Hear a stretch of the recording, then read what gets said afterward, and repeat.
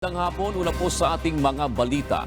Hinihintay na ng Philippine National Police ang ilalabas na show cause order ng Land Transportation Office para sa pagkakakilanlan ng may-ari ng Alphard na mayroong logo ng PNP.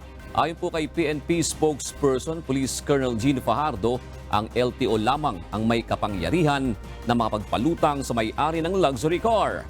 Ito ang balita ni Lea Ilagan.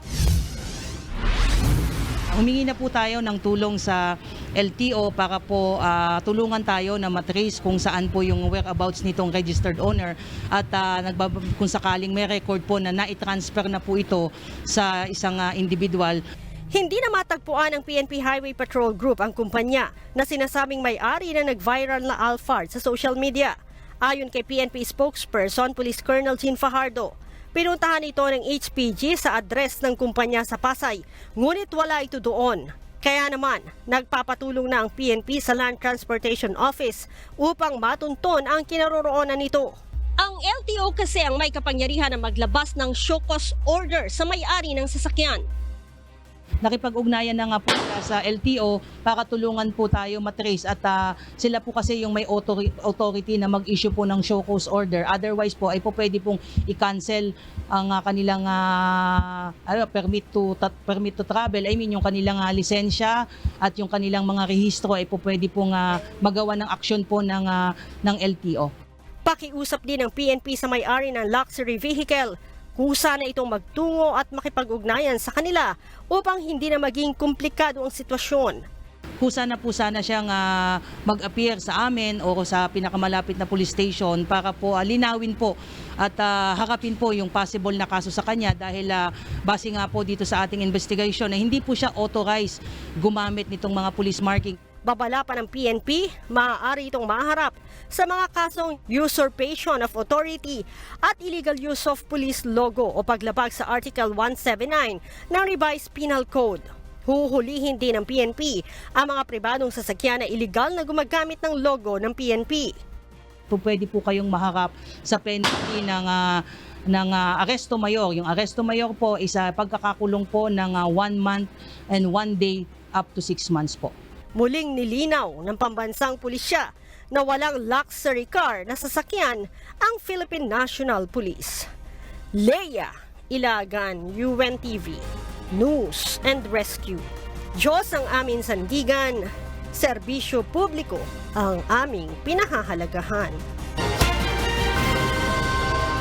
Inihahanda na ng Taguig City Police ang mga kasong isasampa sa mga nasa likod ng bantang pambobomba sa isang paaralan sa lungsod.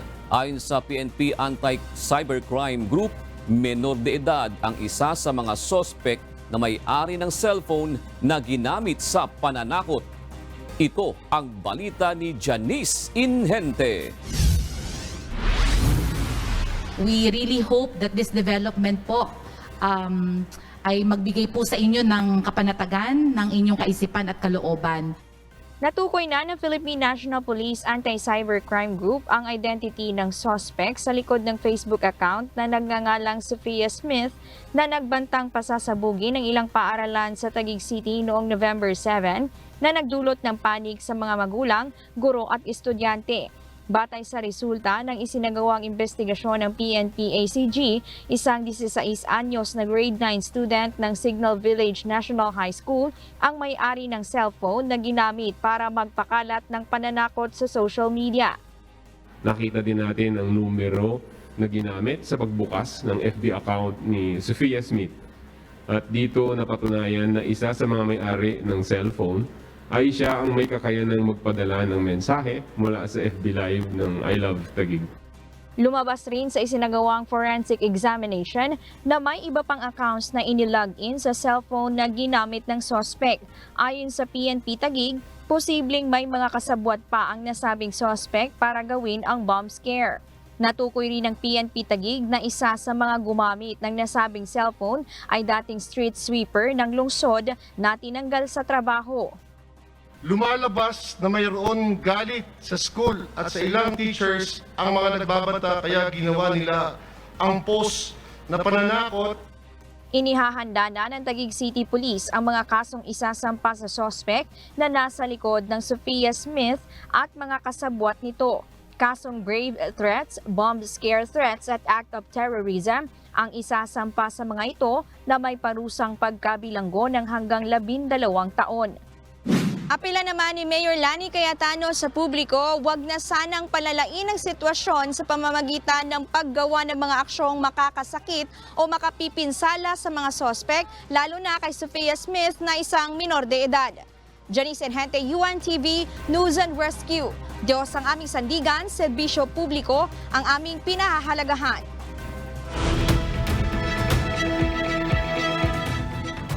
Tatlong miyembro ng University of Virginia football team ang patay sa pamamaril sa parking garage ng University campus sa Charlottesville, Virginia, USA. Kinilala ang mga biktimang sina Devin Chandler, Deshaun Perry at Lavel Davis. Dalawa naman ang sugatan sa shooting incident na naganap sa loob ng bus na puno ng mga estudyanteng galing sa isang field trip linggo ng gabi. Nasa kustudiya na ng mga pulis ang suspect na kinasuhan ng 3 counts ng second-degree murder at 3 counts ng paggamit ng isang handgun. Tinukoy itong si Christopher Darnell Jones Jr., 22 years old at estudyante din sa campus. Wala pang iniulat ang mga otoridad na motibo sa pamamaril at nagpapatuloy ang investigasyon. Samantala, kinansela na ang klase sa University of Virginia araw po ng Lunes. Kinukonsidera ang universidad na isa sa pinakaprestihiyoso at nasa ikatlong pwesto sa public universities sa Amerika. Iginiit ni President Joe Biden na nais o hindi nais ng Estados Unidos na makipag-away sa China pagkatapos makipag-usap kay President Xi Jinping. Ayon sa White House, tinalakay ng dalawang lider ang issue ng Taiwan, kooperasyon, kompetisyon at human rights sa in-person meeting ng dalawa sa Bali, Indonesia. Ito ang balita ng Early Briones. As you know, I'm committed to keeping the lines of communications open between you and me personally, but our governments across the board. Binigyang diin ni US President Joe Biden na nais ng Washington na makaiwas sa pagkakaroon ng sigalot o Cold War sa Beijing. Kasunod ito ng pakikipagpulong nito kay Chinese President Xi Jinping sa sidelines ng Group of 20 Summit sa Bali, Indonesia. 3 oras na nag-usap ang dalawang world leaders kaugnay ng issue sa Taiwan, North Korea at iba pa. Sa gitna ng magkasalungat na posisyon sa iba't ibang usapin tulad ng human rights, Ukraine war at suporta sa domestic industry, nangako ang dalawang leader ng mas madalas na pag-uusap. Kaugnay nito, bibiyahe patungong Beijing si US Secretary of State Antony Blinken para sa follow-up talks. As the leaders of our two nations, we share responsibility, in my view, to show that China and the United States can manage our differences, prevent competition from becoming anything ever near conflict. Ito ang unang pagkakataon na magkaharap ng personal ang dalawa mula nang maluklok sa pwesto si President Biden noong 2021. Kapwa nanawagan ang dalawang panig ng kooperasyon upang kaharapin ang iba't ibang hamon sa mundo. Sa issue ng Taiwan, ipinahayag ng White House na hindi nagbabago ang posisyon ng Amerika sa One China policy at tinututulan ng anumang unilateral changes sa status quo ng alinmang panig. Nananatili ring interes ang pagkakaroon ng kapayapaan at stability sa Taiwan Strait. Bukod dito, banggit din ni Biden ang concerns nito kay Xi patungkol sa Xinjiang, Tibet, Hong Kong at human rights. Batay naman sa ulat ng official state news agency ng China, umaasa ng pakikipagtulungan si President Xi kay President Biden upang maibalik ang mas mainam na ugnayan ng China at Amerika. Sa kapakinabangan ito aniya, hindi lamang ng dalawang bansa, kundi ng buong mundo. Early Briones, UNTV News and Rescue. Diyos ang aming sandigan, serbisyo publiko ang aming pinahahalagahan. Sumailalim sa COVID-19 test si Pangulong Ferdinand Marcos Jr. matapos magpositibo si Cambodian Prime Minister Hun Sen. Hinikayat din ng Pangulo ang kanyang official delegation na kasama sa biyahe na magpasuri rin. Hangad din anya ang agarang paggaling ni PM Sen. Sa ngayon ay hindi pa inilalabas sa mga mamamahayag ang resulta ng COVID test ni PBBM. Bukas ay nakatakdang umalis muli ang Pangulo patungong Bangkok, Thailand para sa Asia-Pacific Economic Cooperation o APEC Summit. Itinalaga ni Pangulong Ferdinand Marcos Jr. si Romeo Lumagi Jr. bilang bagong Commissioner ng Bureau of Internal Revenue.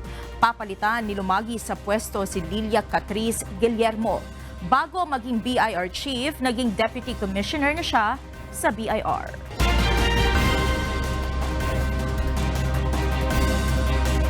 Hindi maikakaila na kasama sa pinakamapanganib na propesyon hindi lamang sa Pilipinas, kung hindi maging sa ibang bansa ang pagiging mamamahayag. At upang mabigyan ng proteksyon ng ilan sa mga ito, nagsagawa ng Gun Safety Seminar ang Philippine National Police para sa mga miyembro ng PNP Press Corps. Ito ang balita ni Leia Ilagan. We wanted to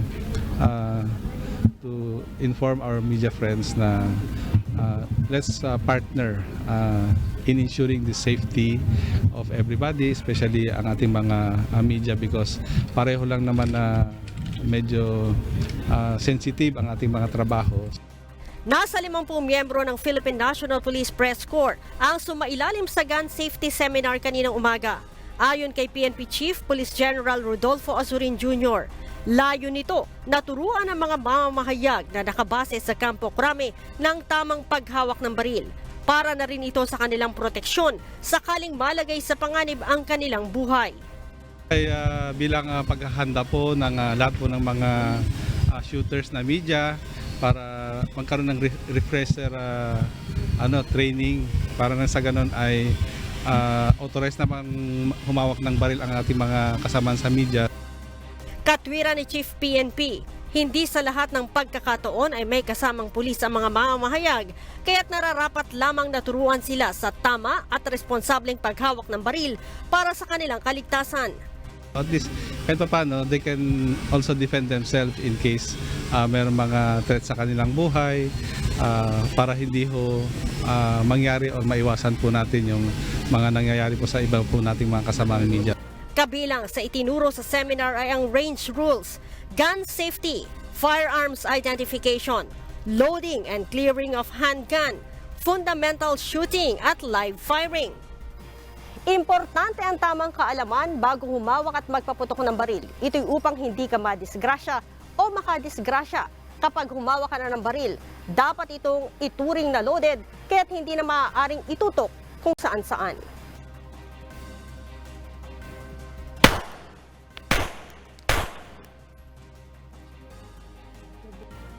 Kapag humawak na ng baril, dapat itong ituring na loaded, may bala man o wala, kaya't hindi na ito dapat itutok kung saan-saan. Ang Gun Safety Seminar ay isa sa requirement sa pagkuha ng License to Own and Possess Firearms o LTOP. Ang LTOP naman ay requirement o siyang hinahanap bago makabili ng baril. Leia Ilagan, UNTV, News and Rescue. Diyos ang aming sandigan, serbisyo publiko ang aming pinahahalagahan.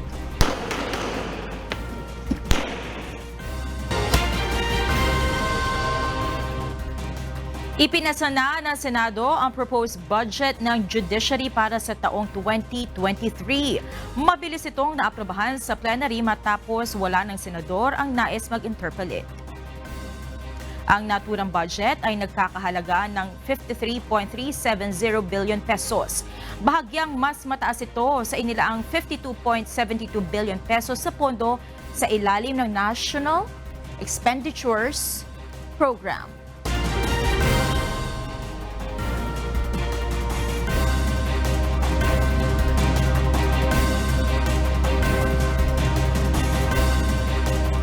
Pag-aaralan na ng Department of Agriculture kung kailangan ng mag-angkat ng sibuyas ang Pilipinas. Ayon naman sa agricultural groups, okay lang na mag-import pero hindi ito dapat sumobra sa kailangan ng bansa. Ito ang balita ni Ray Pelayo. Nakakita ko kaninang umaga, 300 eh. Aalamin agad ng Agriculture Department ang turay na estado ng supply ng sibuyas sa bansa. Ayon kay Senior Undersecretary Domingo Panganiban, babalangkas sila ng rekomendasyon kay Pangulong Ferdinand Marcos Jr. kung kailangan ng mag-angkat ng sibuyas. Sa ngayon ay nasa 280 pesos na ang prevailing retail price nito sa mga pangunahing palengke sa Metro Manila. Pero sa ibang pamilihan ay umaabot na ito sa 300 pesos pataas. Sabi ko, I call at the Bureau of Plant Industry to take a survey and see what can be done for the President to agree or disagree and whether we have to import or not. But this should be urgent. Ayon kay Yusek Panganiban, kung mag-aangkat man ang sibuyas ang Pilipinas ay hindi naman ito lalagpas sa 7,000 tonelada. Hindi rin anya maapektuhan ng importasyon ang mga lokal na magsasaka dahil hindi naman panahon ng anihan ngayon. Sang-ayon naman ang Samahang Industriyang Agrikultura kung mag-angkat man ng sibuyas ang Pilipinas. Wala nang stock sa mga cooperative and farmers. Nasa traders na lang yan. Kaya kaya nilang yung presyo talaga ipataas. Dapat mag-issue na ng Bureau of Plant Industry to import red and white up to December. Ayon naman sa Philippine Chamber of Agriculture and Food Incorporated, talagang may kakulangan ng supply ng sibuyas ngayon. Pero sana daw ay wala nang darating na imported onion sa panahon ng anihan. 10 to 15,000 will still be okay. So, But more than that, I think you will already affect the prices of farm meat prices of those that will harvest coming season. Ray Pilayo, UNTV News and Rescue, Diyos ang aming sandigan, serbisyo publiko ang aming pinahahalagahan. Ikinadismayan ng ilang grupong pang-agrikultura na wala pa ring nahatulan sa mga nasasangkot sa iligal na importasyon ng agricultural products sa bansa. Kaya naisa na nilang mabigyan ng ngipin ang mga batas kontra agri-smuggling. Ito ang balita ni Aileen Cerudo. Smuggling is a very important concern, pero wala pa tayong nahuhuli. Mukhang baka mas malaki pa ang nawawala sa atin pagdating sa undervaluation.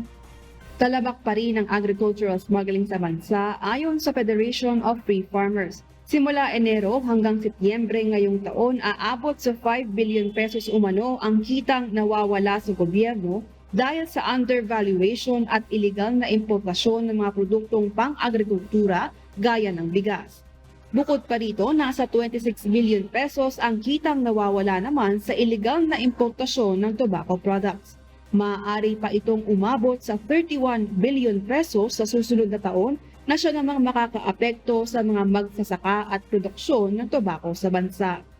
Ayon kay Federation of Free Farmers National Manager Raul Montemayor, dapat mas mabigyan pa rin ng ngipin ang mga batas at pulisiya laban sa agricultural smuggling. Ito'y upang managot ang mga mapapatunayang sangkot sa smuggling kasama na ang mga smuggler ng tobacco products. Sang-ayon ang mga mambabata sa House Committee on Agriculture and Food na mapalakas pa ang batas laban sa agricultural smuggling. Dahil dito, nais nilang isulong ang ilang panukalang batas upang amyendahan ang Anti-Agricultural Smuggling Act of 2016. Agri-smuggling is equivalent to economic sabotage. Dahil sa walang habas na pagmamanipula ng mga smugglers, hoarders at iba pang mga sangkot sa ganitong pamamaraan, naghihirap ang ating mga local farmers na nakakaapekto sa kanilang hanap buhay at sa ating ekonomiya. Kasama sa inihaing batas ang House Bill No. 319 o ang pagpapataw ng mas matinding parusa sa mga agricultural smuggler. Kung maisa sa batas ito, lifetime imprisonment at doble ng halaga ng smuggled agricultural products na multa ang magiging parusa sa mapapatunayang sangkot sa smuggling. Samantala, layon naman ng House Bill No. 3917 na managot din ang mga sangkot sa iligal na importasyon ng tobacco products at sigarilyo. Suportado naman ng mga tobacco company ang nasabing panukala upang maprotektahan din ang mga kababayan nating tobacco farmers at hindi sila mawala ng kikitain. Aileen Cerudo, UNTV News and Rescue. Diyos ang aming sandigan, serbisyo publiko ang aming pinahahalagahan. Desidido ang Senado at Kamara na maglaan ng pondo para matulungan ang mga biktima ng Bagyong Paeng. Ayon kay House Speaker Martin Romualdez, posibleng maipasa ang 2023 national budget sa Senado ngayong linggo at masisimulan na ang Bicameral Conference Committee. Sa BICAM, Anya, mapag-uusapan kung saan kukunin ang pondo para sa mga nasalanta ng bagyong Paeng.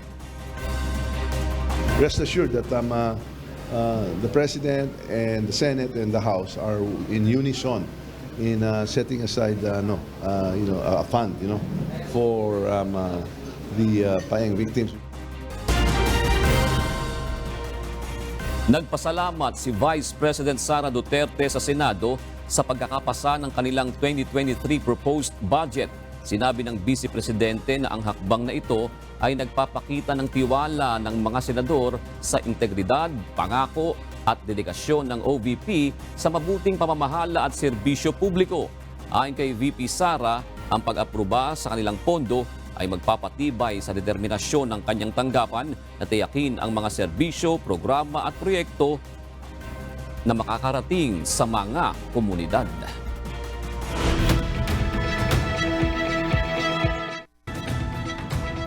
Umabot na sa 8 bilyon ng populasyon ng mundo ayon sa United Nations o UN. 11 taon ito makalipas na marating ang 7 billion milestone. Pagkatapos ng malaking pagtaas sa second half ng 20th century, posibleng magsimula ng bumagal ang paglago ng populasyon ngayon.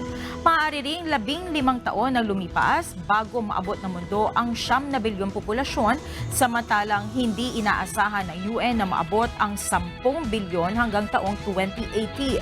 Sa Pilipinas, isang baby girl mula Del Pantondo ang kinukonsiderang symbolic 8 billionth baby. Ipinanganak si Venice Mabansag sa pamamagitan ng normal delivery sa Dr. Jose Fabella Memorial Hospital sa Maynila, 1:29 ng madaling araw na Martes, November 15. 10,000 empleyado ng Amazon ang planong tanggalin sa trabaho ngayong buwan ng Nobyembre. Isa ito sa pinakamalaking bilang sa kasaysayan ng kumpanya. Ito ang balita ni Clarence Shaughnessy. Posibleng magsimula na ngayong linggo ang pagbawas sa mga trabahador ng isa sa pinakamalaking technology company sa mundo, ang Amazon. Batay sa ulat, plano ng Amazon na tanggalin ang hanggang 10,000 empleyado at magpatupad ng hiring freeze bilang tugon sa mga kinakaharap na problema ng kumpanya. Kasama sa inaasahang maaapektuhan ang mga trabahante ng Amazon devices tulad ng voice assistant na Alexa. Magbabawas din ng mga tao sa Retail at Human Resources Division. 3% ng workforce ng kumpanya ang maapektuhan ng mass layoffs, samantalang less than 1% naman ito sa global workforce nitong mahigit sa 1.5 million workers. Sa ulat kamakailan ng market analysis firm na Finbold, napag-alamang 45% ng value ng Amazon ang nawala sa nakalipas na taon. Mula sa 1.6 trillion US dollars o 91.5 trillion pesos na ang value ng Amazon noong January 1, bumaba ito sa 939 billion US dollars o mahigit 53.7 trillion pesos na lamang noong November 3. Ilan sa mga tinitignang dahilan nito ang pagbagal ng paglago ng kumpanya, mataas na gastos, mabilis na expansion at high inflation. Sa mga nakalipas na linggo, may ilang major tech companies na ang nag-anunsyo rin ng mass layoffs tulad ng Twitter at Facebook parent company Meta. Clarence Shaughnessy, UNTV News and Rescue. Diyos ang aming sandigan, serbisyo publiko ang aming pinahahalagahan. Nangangamba ang Employers Confederation of the Philippines sa mga kumpanya na hirap pa rin sa pagbibigay ng 13-month pay at bonus sa mga empleyado. Ito ay sa gitna pa rin ng mga hamon na nararanasan, partikular na ng ilang maliliit na negosyante. Ngunit ayon sa ECOP, handa naman silang humingi ng tulong sa Department of Trade and Industry gaya noong nakaraang taon. Ito ang balita ni Asher Cadapan Jr. Captain Bantay, by law yan. Hindi maiiwasan yan, ano? Walang choice yung mga kumpanya. Kaya mabibigay yan. Kaya lang, meron yung iba mahihirapan talaga. Aminado ang Employers Confederation of the Philippines o ECOP na hirap pa rin sa kanilang kinikita ang ilang kumpanya, lalo na ang mga micro-business o maliliit na negosyo. Paliwanag ni ECOP President Sergio Ortiz Luis Jr., bagaman marami ng kumpanya ang nagbalik na ang operasyon, ang ilan ay hindi pa rin lubos na nakababangon matapos ang krisis dulot ng pandemya. At ngayong napapanahon na ang bigayan ng 13th month pay at bonuses, hamon ito lalo para sa ilang negosyante. Ang problema natin talaga yung mga micro, hindi pa lahat siya nagbubukas, hindi pa lahat fully operational. Yung iba riyan, alam naman, kahit ang sweldo lang naging problema. Pero I think, ang magbibigay rin yung mga yan kahit paano, no? Handa namang sumangguni ang ECOP sa Department of Trade and Industry upang matugunan ng mga negosyante ang benepisyong ito ng mga empleyado. Ngunit sa ngayon ay wala pa naman anilang mga kumpanya na humihingi ng tulong kaugnay nito, hindi gaya noong nakaraang taon. I-request natin uli sa DTI, kagaya nung nangyayari last year, na yung SB Corporation, pinahiram sila ng pera, pambayad ng bonus kung wala silang problema para yung cash flow nila masugsugan. Tiniyak naman ng Employers Confederation of the Philippines o ECOP na walang problema sa pagbibigay ng bonus sa mga malalaking kumpanya na kaya pang makapag-abot ng extra bonus gaya ng 15th hanggang 16th month pay. Ang hamon na lang ngayon ay ang kalagayan ng maliliit na negosyo. Asher Cadapan Jr., UNTV News and Rescue. Diyos ang aming sandigan, serbisyo publiko ang aming pinahalagahan. Muling humarap sa United Nations Human Rights Council ang delegasyon ng Pilipinas sa pangunguna ng Department of Justice para magbigay ng ulat hinggil sa human rights situation sa bansa. Muling inilahad ni Justice Secretary Boying Remulla ang ginagawang mga hakbang sa gitna ng pag-iit ng ilang eksperto mula sa UN hinggil sa umano'y extrajudicial killings sa ilalim ng war on drugs ng nakaraang administrasyon. Inirekomenda naman ng ibang bansa na sumali ulit ang Pilipinas sa International Criminal Court o ICC.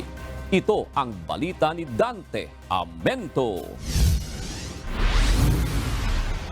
Last month, I reported to the Human Rights Council on the transformative agenda that our government of President Ferdinand R. Marcos is undertaking to deliver real justice in real time.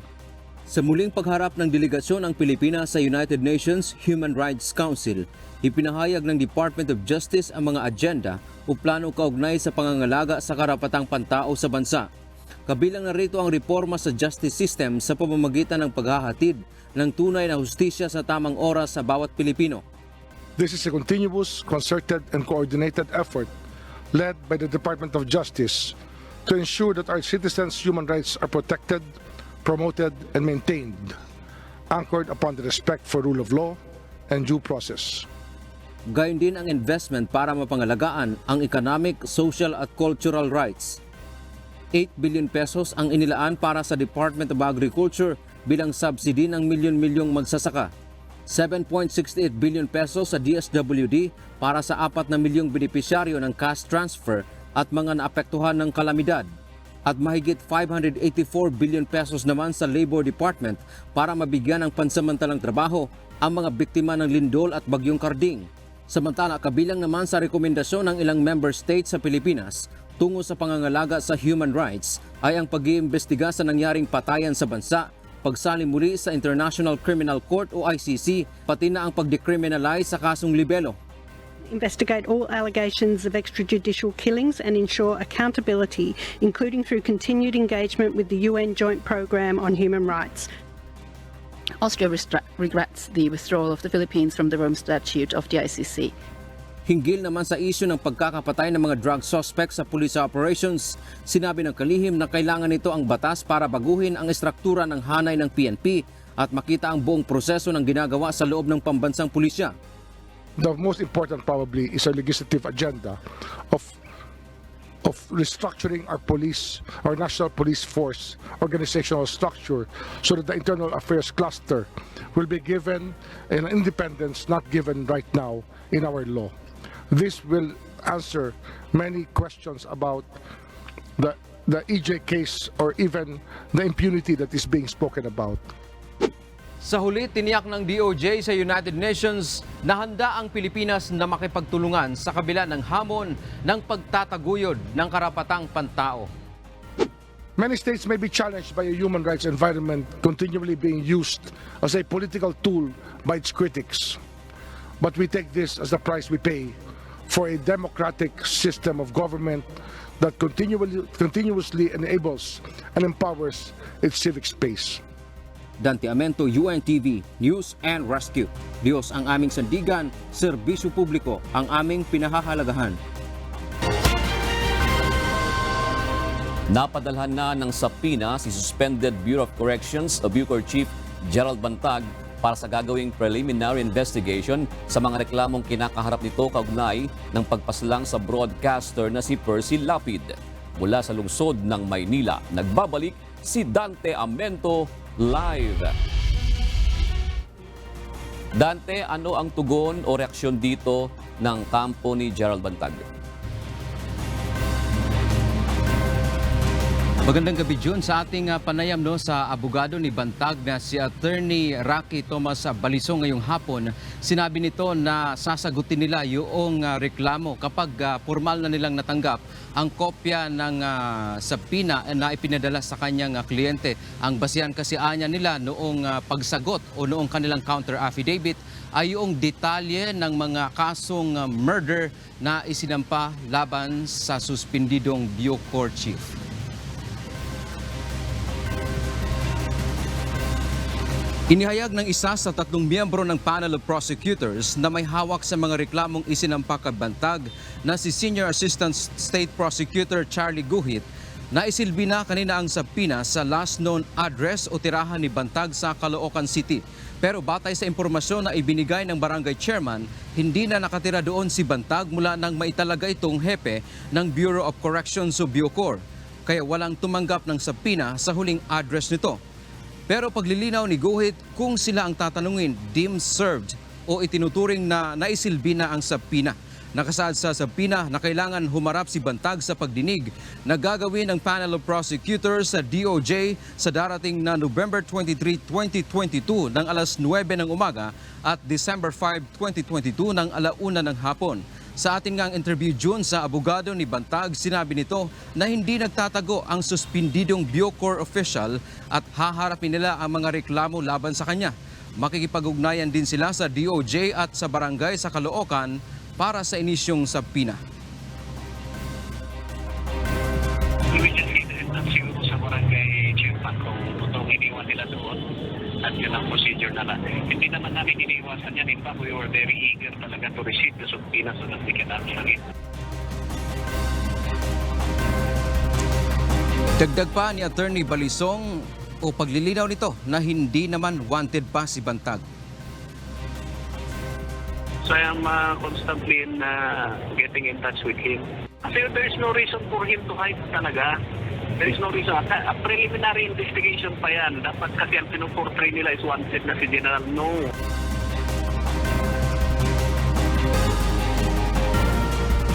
Samantala, June, sa ating kumuha din tayo ng reaksyon sa abogado naman ng pamilya ng pinaslang na mamamahayag na si Percy Lapid sa pamamagitan ng kanilang abogado na si Attorney Danilo Pelahio.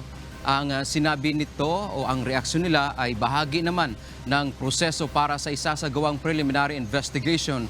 Ito ang pag-issue ng subpoena sa suspendidong Bucor Chief.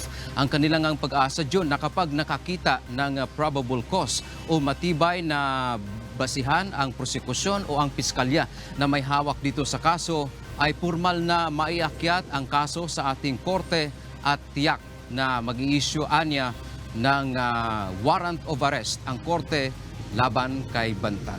Yan ang ating balita mula dito sa Maynila. Balik sa iyo, June. Oo, Dante, para sa kabatira ng publiko dahil maraming kumakalat sa social media ng mga iba't ibang impormasyon. Ibig sabihin nito, Dante, wala pa talagang kaso na naihahain sa korte. Ito pa lamang ay nasa piskalya. Tama ba yan, Dante? At ito'y reklamo pa lamang. Tama ba? Yes, June. Ang kaso ngayon ay nasa piskalya pa. At ayon pa nga sa mga abogado, siya ay tinatawag pa lamang na respondent. Hindi pa naman siya akusado dahil ang akusado ay kung naiakyat na ito sa korte. At wala pang formal na kaso kaya nga nasa piskalya pa yung reklamo laban kay Bantag. Magkakaroon pa ng preliminary investigation bilang due process para sa kanya kung saan bibigyan siya ng pagkakataon pa na sagutin yung reklamo. At ang sinasabi pa nga dito ng kanyang abogado kanina, John, ang kanila kasing tinitingnan dito ay hindi maiakyat. Yun ang ating pagkakaintindi sa kanyang sinabi kanina ni Attorney Rocky Tomas Balisong. Ang kanilang tinitingnan dito ay hindi naman maiakyat yung kaso sa korte.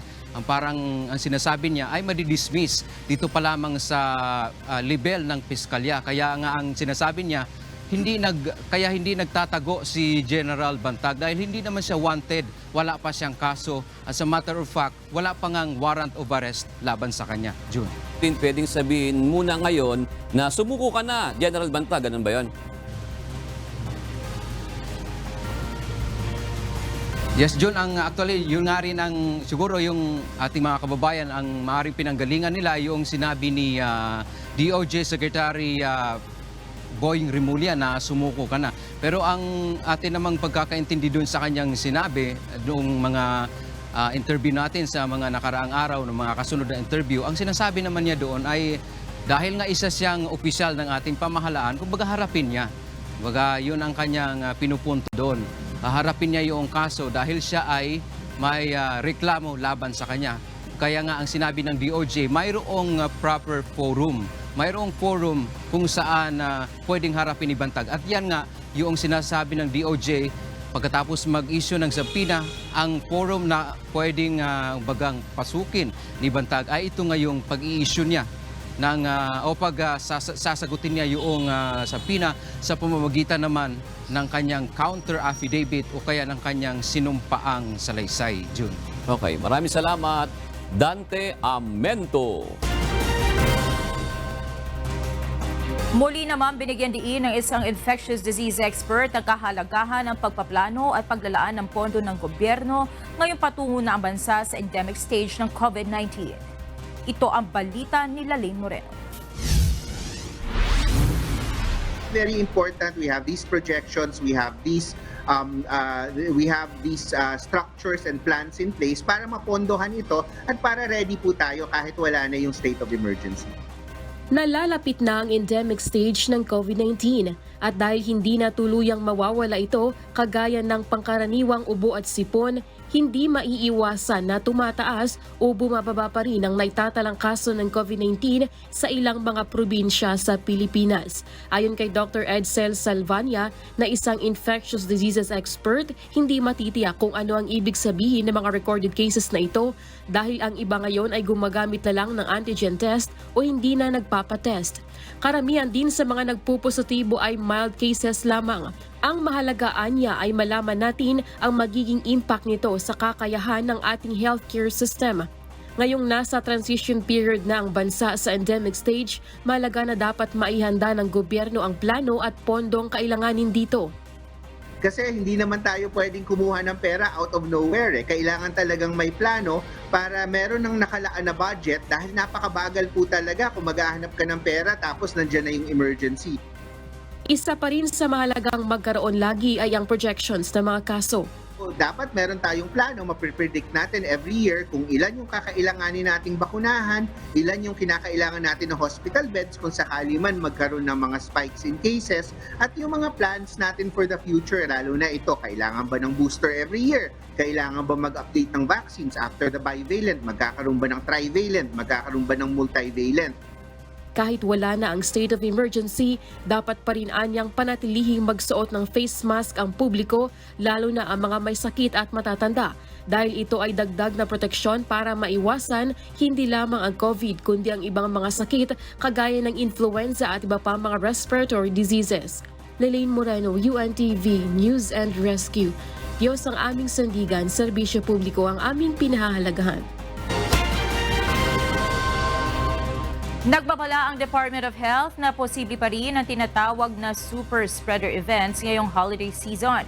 Ito ay kahit tila normal na lamang at baliwala na sa marami ang pagsisiksikan sa mga matataong lugar. Ito ang balita ni Bernadette Tinoy. Yung family day, makakasama ko yung pamilya ko sa pagmamasyal, konting salo-salo.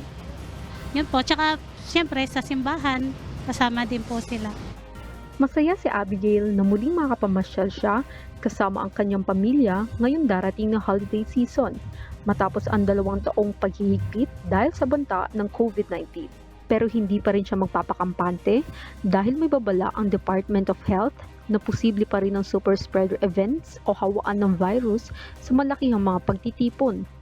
As long as the virus is here, as long as it is circulating in our country, the risk of super spreader events would always be there. Halimbawa, hindi siya bakunado. Halimbawa, hindi siya nagsusuot ng mask kahit matao ang lugar. Halimbawa, siya ay matanda o di kaya ay siya ay may sakit. At tapos na infect siya, di ba?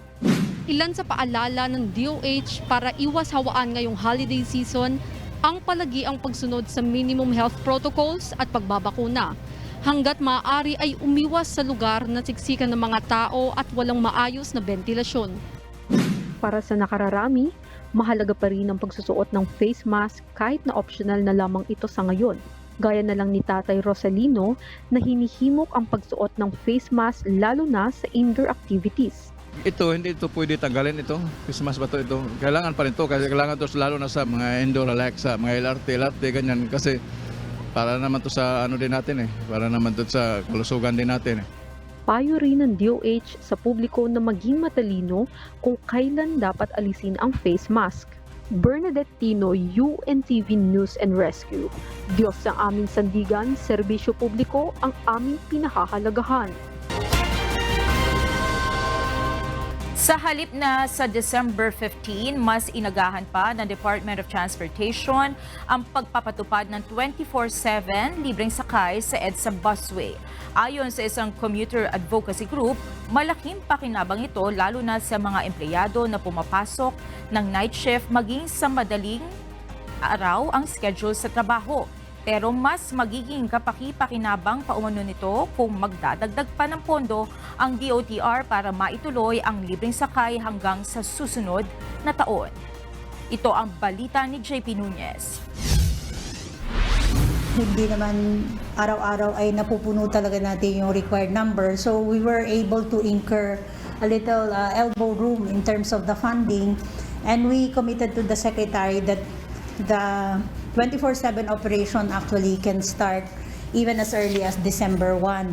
Dahil may kaunting natipid na pondo ang Land Transportation Franchising and Regulatory Board o LTFRB mula sa budget na nakalaan para sa libreng sakay program, imbis na sa December 15 pa sisimulan ang 24/7 na libreng sakay sa EDSA Carousel, ginawa itong mas maaga ng Department of Transportation na gagawin na sa December 1. Ayon sa ahensya, ito ay bilang tugon sa inaasahang pagdagsa ng mga pasahero ngayong paparating na ang holiday season dahil sa ginawang adjustment sa mall operations.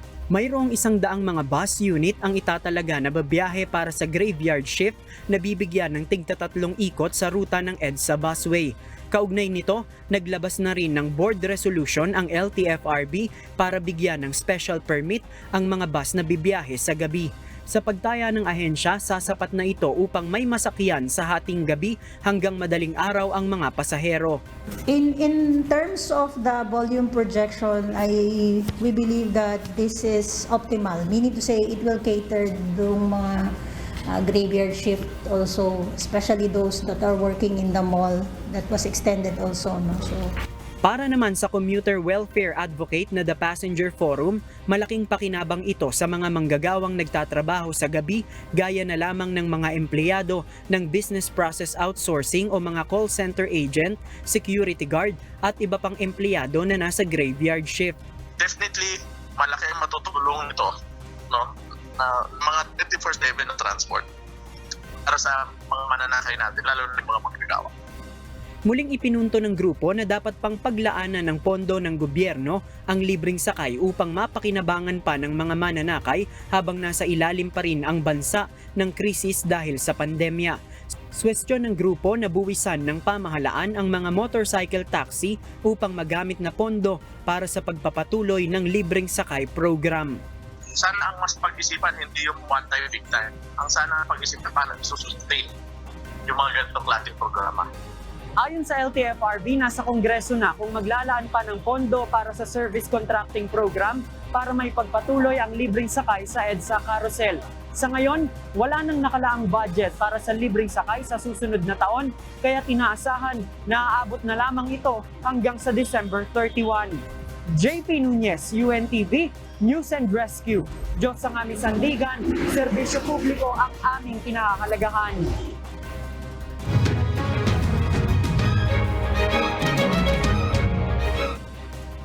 Wala nang balak makipag-usap ang lokal na pamahalaan ng Baguio City sa pamunuan ng pamosong Igorot Stone Kingdom.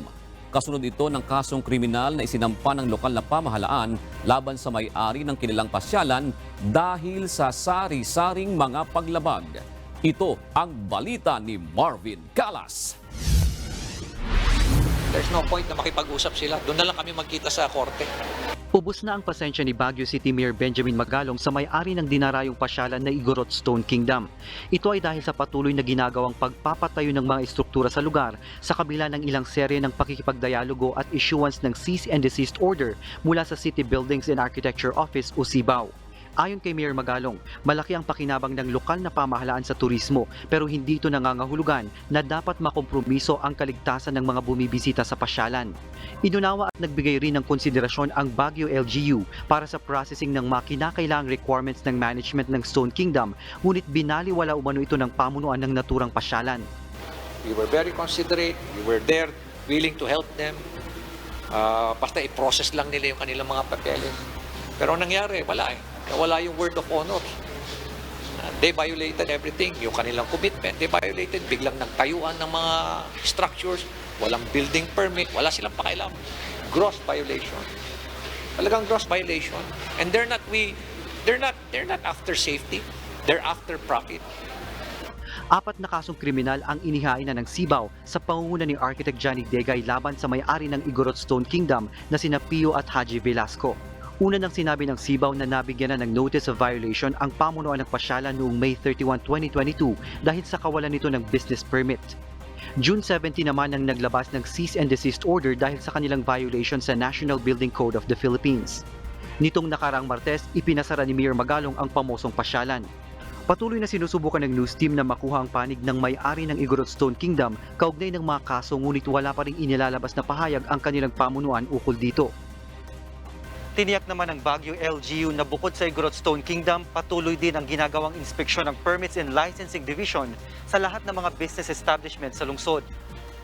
Ito ay upang masiguro na sumusunod sa mga panuntunan ng lokal na pamahalaan ang mga negosyante, maging ang mga may-ari ng establishmento sa Baguio City. Marvin Calas, UNTV News and Rescue. Diyos ang aming sandigan, serbisyo publiko ang aming pinahahalagahan. Patuloy na nagbibigay babala ang Technical Education and Skills Development Authority sa publiko dahil sa kumakalat na scammer sa social media. Samantalang sa Bataan naman, isang abot kamay na serbisyong medikal ang hatid ng medical specialist on wheels sa probinsya. At sa Cagayan, magsasagawa ng rehabilitasyon para sa Magatdam para sa maayos na serbisyo sa publiko. Ito ang balita ni Alan Manansala. Kumakalat ngayon sa social media ang dalawang peking Facebook account ng isang empleyado ng TESDA sa probinsya ng Nueva Ecija. Modus operandi ng scammer na manghingi ng 1,900 pesos kapalit ng National Certificate. Ang National Certificate ay isang dokumento na magpapatunay na ang isang individual ay nakapagpakita ng competence sa lahat ng unit sa isang kwalifikasyon. Paliwanag naman ni April Chua ng TESDA Nueva Ecija, hindi kanya at gawa-gawa lamang ng scammer ang nasabing account. Gamit lang umano ang kanyang larawan at malinawan niya na ito ay panluloko. Wala pong katotohanan at pinupulaan po na ang account ng birth benefit at wait assist ay hindi po account. So ang account po ng dalawa na yun ang ginagamit po para sa pagbilis ng proseso daw ng certification ng TESDA ay hindi po totoo. yan po ay magagamit ng manloloko kung gumagamit na po ng mga empleyado ng gobyerno para po makakuha ng pera. 50 pesos lang ang bayad sa national certificate na inire-release ng provincial at national office ng TESDA at ibinibigay lamang ito sa mga pumasa sa training at exam ng TESDA. Sa Bataan, nagsagawa ang Bataan General Hospital and Medical Center ng Medical Specialist on Wheels sa Maribeles District Hospital. Ito ay programa ng pamahalaang panlalawigan na layong magbigay ng abot kamay at abot kayang serbisyong medikal tulad ng pamamahagi ng family medicine, internal medicine, pediatric surgery, obstetrics and gynecology, ENT, dental services, ophthalmology at anesthesiology. At sa Cagayan, nagpulong ang mga stakeholder upang pag-usapan ang kasalukuyang sitwasyon at pagsasagawa ng rehabilitasyon sa Magat Dam at watershed nito. Kabilang sa mga dumalo, sina National Irrigation Administration Administrator Benny Antiporda at iba't ibang kinatawan ng sangay ng pamahalaan. Ayon kay Engineer Gilio Dimoloy, Department Manager ng National Irrigation Administration, Magat River Integrated Irrigation System o NIA Mariis, isa sa isasagawa sa Magat Dam ay ang dredging o paghuhukay upang mas mapalalim pa ito at mas maraming tubig pa ang kayang i-contain ng watershed nito. Magsasagawa rin ng paglilinis sa watershed ng dam matapos lumabas sa isinasagawang inspeksyon na may palutang-lutang na basura na nagdudulot ng polusyon sa tubig. Alan Manansala, UNTV News and Rescue. Diyos ang aming sandigan, serbisyo publiko ang aming pinahahalagahan.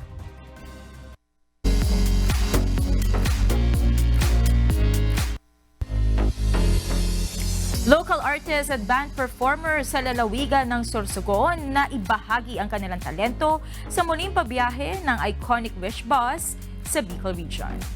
Ito ang balita ni Alan Manansala.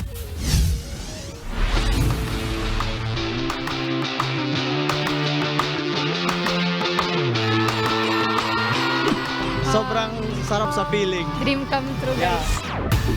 Sa halos 2 taong pagpapahinga bilang mga local band performers dahil sa pandemyang dulot ng COVID-19, muling nabigyan ng pagkakataon ang solo at band artist sa Sorsogon na ipakita ang kanilang talento sa larangan ng musika. Sa muling pag-arangkada ng iconic bus ng Wish 107.5 FM sa Bicol, highlight sa Provincial Roadshow ang mga talento ng mga Bicolanong musikero. At para sa local artist na si Jan Ver, wish granted ang pangarap niyang umawit ng sarili niyang kanta sa loob ng Wish Bus. Gumagawa ako ng mga kanta, gusulat ako. And isa talaga sa pangarap ko yung mag-perform ng sarili kong kanta sa Wish. And natupad yun finally here. Kaya thank you so much po sa opportunity. Laking pasasalamat naman ng bandang Dread Hands dahil sa pagkakataong ibinigay sa kanila na makaawit sa loob ng iconic and world-famous Wish Bus. Ito, isa na tong milestone na to eh. Isa na tong achievement sa aming mga banda, sa aming banda. Napakalaking opportunity na ito na makatugtog kami ng Wish, syempre.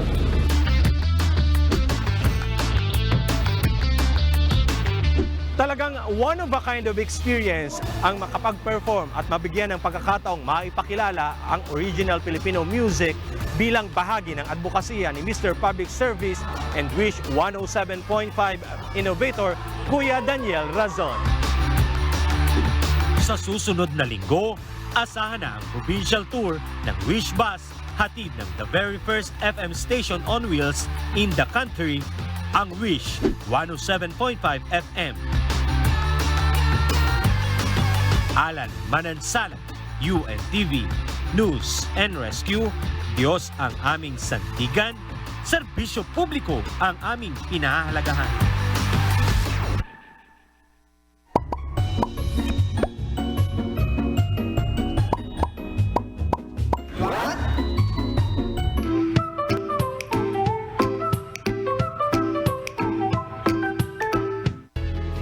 Dagdag kaalaman po, anong cellphone po ang meron kayo? iPhone 14 Pro Max, 1 terabyte fully paid. Sana all. Pero alam ba ninyo kung ano ang kauna-unahang cellphone sa mundo? Walang iba kundi ang Motorola Dynatac 8000X. Yan po ang kauna-unahang cellphone na nakagawa ng long distance call maliban po sa landline. Ang first ever cellular phone call ay ginawa ni Dr. Martin Cooper noong 1973 gamit po ang cellphone na yan. May bigat itong 2.4 pounds at pwede mo lang siya magamit sa call ng hanggang 30 minutes. At eto pa, alam nyo ba kung gaano katagal i-charge ang cellphone na ito? 10 oras lang naman. So habang naghihintay ka ma-charge, magagawa mo na lahat ng gawaing bahay. Malaki na po ang advancement sa technology dahil mula sa 10 oras, abay ngayon 10 minutes lang, kaya na mag-charge ng aabot ng 50%. Alam niyo po ba, 30 na phone number lang ang pwede mo ma-save sa phone na yan. So piliin mo na, jowa mo, pamilya mo, basta 30 lang. Ang Motorola Dynatac 8000X ay nagkakahalaga ng $3,995 o katumbas ng 223,720 pesos. Mas mahal pa sa 1 terabyte iPhone mo na fully paid. Sana may natutunan kayo at laging tatandaan, mapalad ang tao na nakakasumpong ng karunungan at ang tao na nagtatamo ng kaunawaan.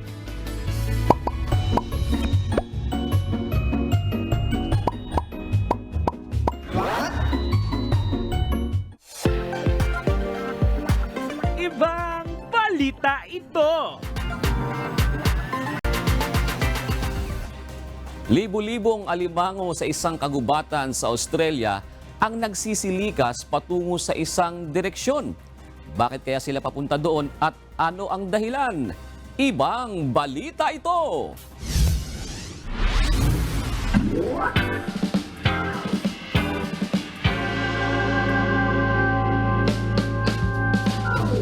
Nagpapatuloy ang annual migration ng milyong-milyong red crabs sa Christmas Island sa Western Australia. Nagkalat ang mga ito sa kalsada, tulay at iba pang bahagi ng isla. Papunta sa tabing dagat ang mga alimango mula sa kagubatan upang magparami ng kanilang lahi pagkatapos ng tag-ulan. Taon-taon, abala ang mga otoridad sa Christmas Island upang maipatupad ang traffic management tulad ng road closure para sa annual migration ng red crabs. Ang Park Australia staff nag-install pa ng crab barriers, tulay at underpasses upang matulungan ang mga alimangong tumatawid at makaiwas sa mga sasakyan sa kalsada. Batay sa ulat, mahigit sa doble ang itinaas ng crab population sa isla sa mga nakalipas na taon. Mula 45 million, umabot na ito sa mahigit 100 milyong alimango.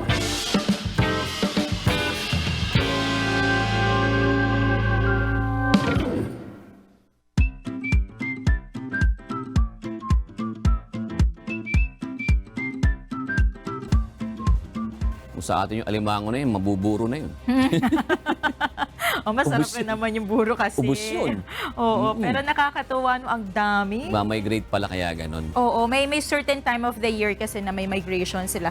If I'm not mistaken, ang mga pawikan malapit na rin yata. Kasi sa Bataan malapit na yung sa Morong. Oo, sa Morong. Malapit na ang Pawikan Festival. So, siguro around this time of the year talaga, yung mga lamang dagat, no, ganito yung migration time. Kailan kaya tayo makakapag-migrate? Ganun eh. Hindi, ano lang, bakasyon lang. Bakasyon na lang muna. Oo. O, ito na ang ating mga usaserong Pinoy ngayong Martes at ang ating unang issue na may nagkomento, no? Sa bomb threat, no? Sa Taguig. Oo, yung nag-bomb threat at isa sa mga involved ay 16 years old ba? Menor de edad. Menor de edad, oo. Yan, ayon kay ano yan.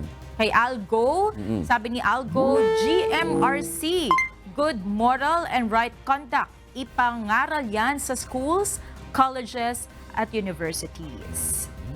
Nagmumula yan sa tahanan. Nagsisimula sa tahanan, oo. Pero syempre, marami, kasi pag you're growing up, di ba sabi nila, mas matagal ka na talaga sa school eh. Yung time mo spent talaga nagising ka. Kasi kapag sa bahay, madalas tulog ka na lang or gumagawa ng assignment. Sa school, kaya napakalaking bagay din ng contribution ng school sa pag-mold ng magandang asal. Sa Japan daw, ganun eh. Ang unang pinag-aaralan ng mga chikiting, Ay yung GMRC. GMRC. No Kaya, wonder. Nadala nila sa kanilang pagtanda. Totoo Pag nasa naman. lubong mo, magalang, bumabate. Sobra. Kahit hanggang senior citizen na sila, ganun pa rin sila. Oh, kaya Magagalang. pala. Oo. Yan, ito naman sa Gun Safety Seminar, sabi nung ni JB Labrador, hindi solusyon na pahahawakin ng baril ang mamamahayag dahil pulis at militar lang ang may karapatan. Ang dapat nyo gawin, kamay na bakal para mawala ang mga salot. Yun, medyo galit na si JB Labrador. Oo. May ano ka ba? Meron ka bang sariling your own guns? Wala. Ako rin, wala rin. Pero ano kasi yan, hindi talaga karapatan. Hindi privilege dahil binibigyan ng lisensya. Oo. Diba? Pwedeng i-revoke agad yun pagka meron kang paglabag. Yun. At saka may mga may mga series of tests yan, no? Psychological, marami bago ka mag-grant ng license. Ang ginawa naman ng PNP kanina, yung safety. Kasi mamaya, may ganun ka nga, ikaw naman makapinsala ka sa iba, Oo. diba? Pag hindi mo alam ang paghawak, Tama. ang tamang paghawak ng baril. Oo. Yun. Minsan pag nagpa-firing ako, pero hindi ko sariling baril, yung ano lang, yung dun sa facility lang, lagi nilang sinasabi na pag may hawak kang baril, dapat lagi mong iisipin, loaded yan, kahit walang laman. Kasi di ba minsan dyan nagkaka-aksidente, Correct. parang naglalaro, ipinopoint sa mga tao, minsan akala nila hindi Lalo loaded. mga first-timer, akala nila, diba? Yes, so dapat always think na it's always loaded. Ako rin, nagpa-firing din ako eh. Sa bahay, stove. Para magluto. Para magluto. Loaded. Yan. Dapat may load ka lagi para makakain sa pagkainan. Hige. Saan naman tayo? Si Francisco Noel de Torres. Ikaw na pala yan. Monica. Sana ipagbawal ang any kind of firearms sa kahit na sinong sibilyan. Only military and police is allowed. If anyone hold firearms, absolute bitay. Bitay na. Oo. Ayaw talaga nila. Ayaw nila. Okay, ganyan talaga. Ito pa, sige pa, Monica. Ito naman sa issue na smuggling. Anong sabi ni David? Si David Jr. Salvador, Salvador to.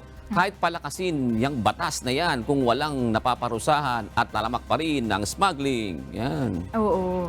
Siguro Ano pa yan? sinasabi niya, aanhin ng batas kung walang mahusay na implementasyon. Walang ngipin kasi. Oo, walang ipin, walang maayos na implementasyon. Tinatawanan ka lang ng mga smuggler. May mga binabalita. Tinatawanan lang yung mga nagbabalita. Tinatawanan lang tayo yun. Pero pa rin kami dito, istako, para ganun. Oo, kailangan talaga ng tulad ng sinabi mo, matinding ipin. Kamay na bakal, ika nga, sa pag-i-implement yan. Maraming salamat po sa lahat ng mga Osiserong Pinoy ngayong araw ng Martes.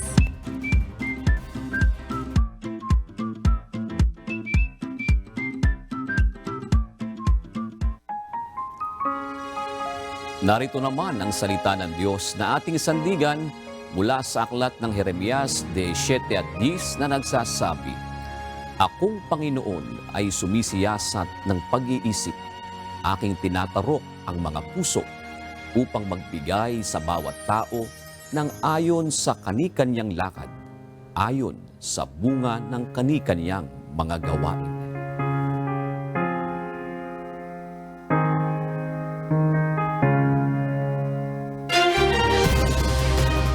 At yan ang naging kabuuan ng ating balitaan ngayong gabi. Aming inilahad ng buong katapatan kung paano namin nasaksihan. Kayo'y makapagtitiwala na ang aming nakita at narinig ang aming ibinabalita. At dito po sa UNTV, Diyos ang aming sandigan, serbisyo publiko ang aming pinahahalagahan. Magandang gabi po.